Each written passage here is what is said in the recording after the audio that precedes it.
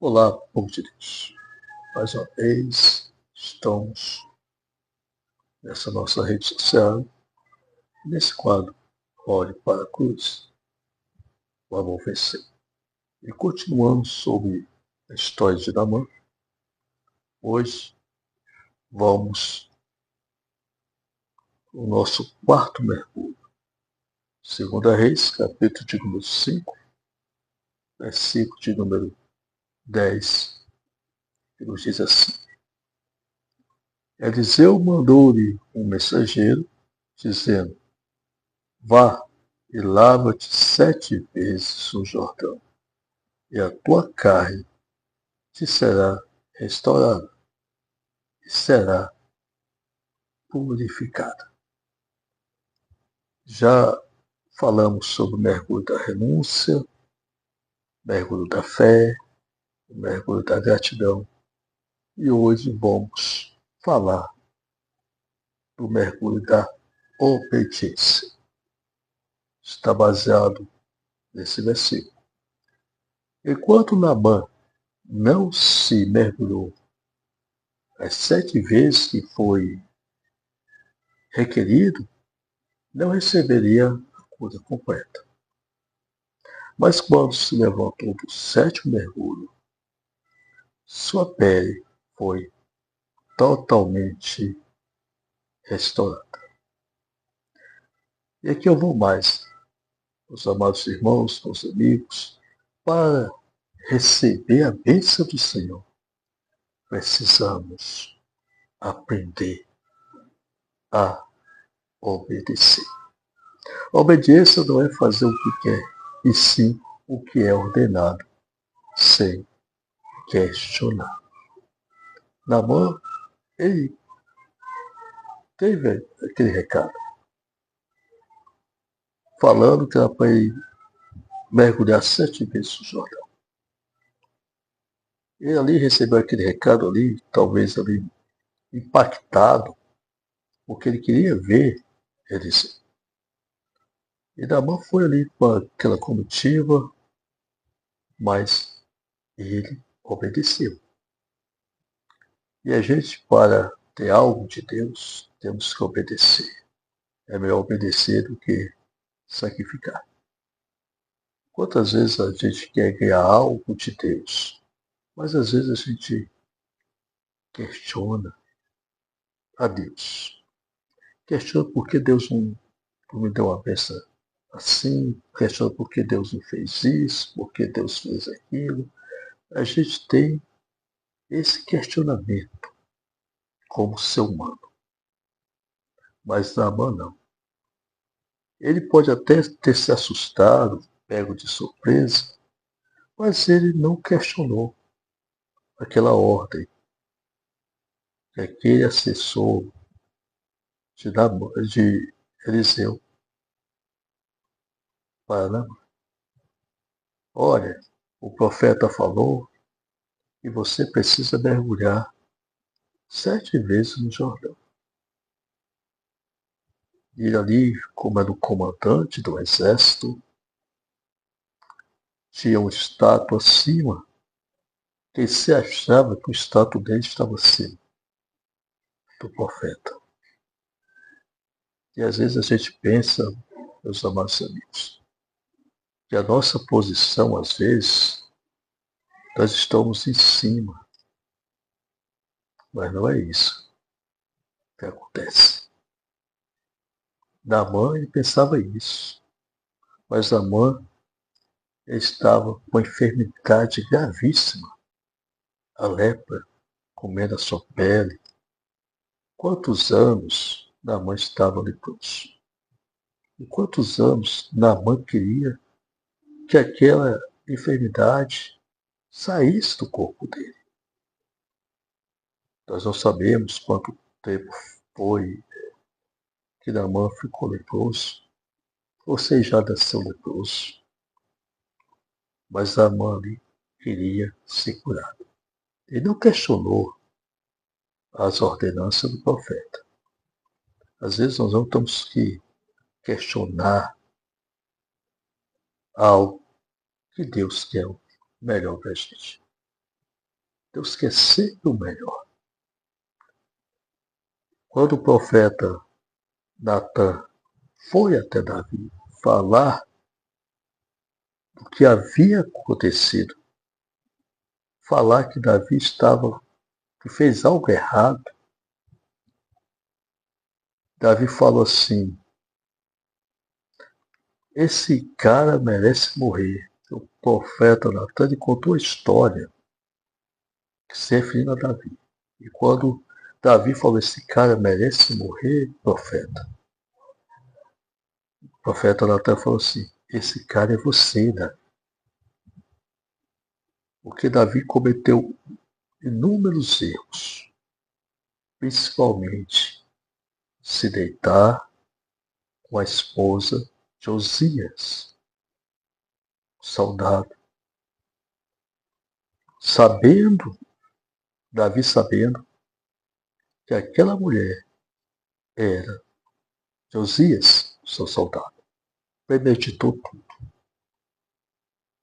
Mas tudo na nossa vida, meus amados irmãos, os amigos, tem uma consequência, ou boa ou ruim. Deus não aliviou a consequência para Davi. Não. Betseba teve filho, teve. O filho nasceu doente, o filho não melhorava, Davi fazia jejum. Mas chegou um dia que o filho de Davi morreu. E ele ali não teve mais jeito. Quando ele viu que realmente não tinha mais jeito, que o filho já estava morto, ele mandou trazer comida. É isso. O erro de Davi, a consequência do erro de Davi foi para o filho. Ou seja, a desobediência é diferente da obediência. Naamã, ele queria ser curado. A obediência. Mesmo quando ele chegou lá, perante aquele rio Jordão, poluído, ele tentou até não ir, mas ele queria ser tanto curado que não mediu esforço. Ele não questionou. Às vezes nós não temos que questionar. A bênção do Senhor não está sob o questionamento, está na obediência.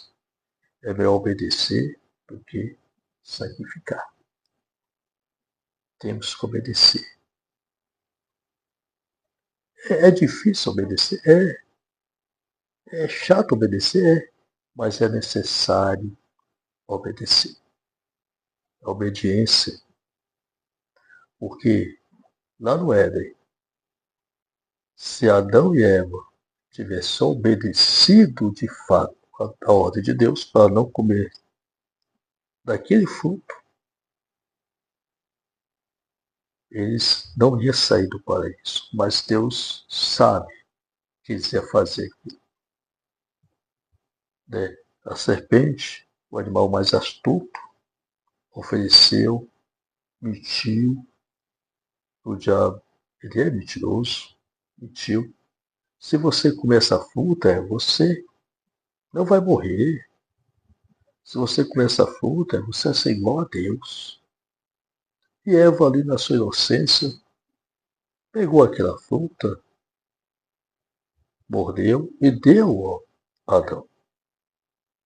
Porque a responsabilidade, a obediência maior era de Adão. Mas tudo teve uma consequência. O primeiro julgamento da humanidade foi no Éden e teve a sua sentença e a sua consequência. A obediência, vamos obedecer. Às vezes a gente questiona algo, questiona. Isso é do ser humano questionar, mas é melhor obedecer. É melhor obedecer sempre. Porque a gente obedecendo, a gente tem mais bênçãos de Deus na nossa vida. É isso que nós temos que fazer. Obedecer. Mesmo que seja difícil, mas é necessário muitas vezes obedecer. E principalmente obedecer à voz de Deus. Isso é o mais importante. É obedecer à voz do Criador. Fique com essa pequena reflexão ao seu coração. Obediência. Estamos no quarto mergulho. O primeiro foi a renúncia, o segundo foi sobre a fé, o terceiro sobre a gratidão e hoje sobre a obediência. Amanhã iremos falar sobre a humildade. Que Deus possa abençoar a sua vida, abundantemente, a sua família. A gente vai fazendo reflexões sobre a palavra de Deus. Porque a palavra de Deus é que nos alimenta, é a palavra de Deus que nos fortalece, é a palavra de Deus que dá uma nova esperança. A você, meu amigo, a você, minha amiga, que às vezes não tem tempo para meditar um pouquinho na palavra de Deus. Você tem tempo para assistir um jogo, para assistir uma novela, para assistir um entretenimento, para ir no shopping, para ir várias outras coisas que você gosta de fazer. Mas tem um tempo para a palavra de Deus na sua vida. Porque um dia essa palavra vai desaparecer. Faça como Davi. Escondi a tua palavra no meu coração para não pecar contra ti. Que Deus possa nos abençoar abundantemente e ricamente. Ficamos com essa reflexão de hoje. O mergulho da obediência. Amém? Que Deus nos abençoe ricamente. E vamos aqui, para nós não perdermos o costume. Eu estava meditando um pouco sobre alguns acontecimentos e às vezes, o mínimo detalhe, a gente às vezes faz um comentário. E vamos falar hoje sobre a rodoviária de Parnaíba. A rodoviária de Parnaíba foi inaugurada em 1982, durante a gestão do ex-prefeito João Batista Ferreira Silva. A sua construção foi em 1979. Ou seja, esse ano faz, agora no mês de agosto, 43 anos de inauguração da rodoviária de Parnaíba. Ou seja, a última reforma da rodoviária de Parnaíba foi em 2017, quando a rodoviária completou 35 anos. Ou seja, a rodoviária precisa ser revitalizada. Em todo sentido, para ter mais conforto aos turistas, acessibilidade, inclusão. Ou seja, a rodoviária de Parnaíba precisa de uma reforma total.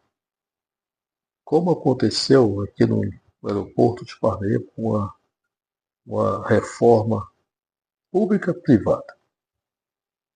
É isso que tem que acontecer na rodoviária de Parnaíba, ou seja, aqui entre Maranhão, Ceará e Piauí tem a Rota das Emoções. Mas aí precisa a gestão, porque na gestão do ex-prefeito Monsanto não aconteceu isso. Não aconteceu, talvez uma pequena reforma. Foi em 2017. Primeiro ano desses 8 anos da gestão Monsanto e Garcia, há 8 anos, fizeram uma pequena maquiagem na rodoviária de Parnaíba, uma pequena maquiagem.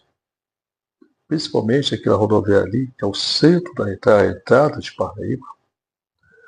Vamos dar uma atenção melhor à nossa rodoviária. Precisamos revitalizar aquela rodoviária. Ou tem até um projeto aí para construir outro terminal rodoviário aqui em Parnaíba. Então fique somente no papel. E essa nova gestão do prefeito Emanuel